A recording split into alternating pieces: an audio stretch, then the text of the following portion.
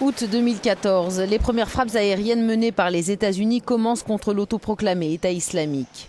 Concrètement, elles visent à venir en aide aux populations civiles en danger et à assurer la protection des installations et personnels américains sur place. 13 pays, dont la France, participent à ces frappes dans le cadre d'une coalition arabo-occidentale composée de plus d'une vingtaine de pays.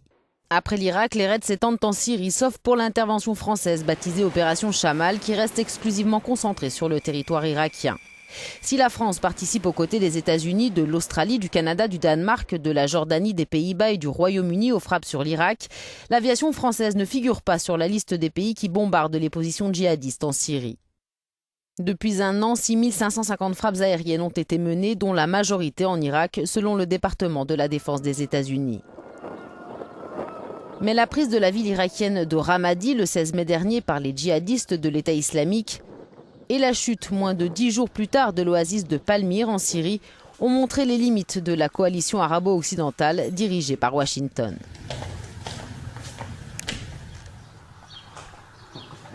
Depuis le début de la guerre civile en Syrie, la France s'est toujours refusée à intervenir dans ce pays, craignant que des raids ne renforcent le président Bachar al-Assad, dont Paris demande le départ.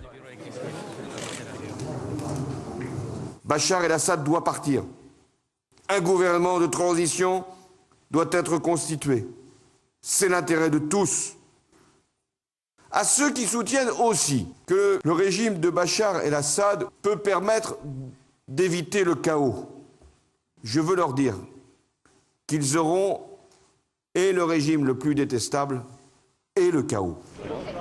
Des paroles prémonitoires que celles prononcées en 2012 par le président français qui envisage désormais des frappes aériennes contre le groupe État islamique en Syrie. Question de sécurité intérieure après les attentats contre Charlie Hebdo en janvier dernier et la récente attaque miraculeusement déjouée du Thalys. Paris considère que l'État islamique est derrière la plupart des attaques terroristes survenues en France et en Europe et veut, en changeant de stratégie, mieux prévenir d'éventuels nouveaux attentats.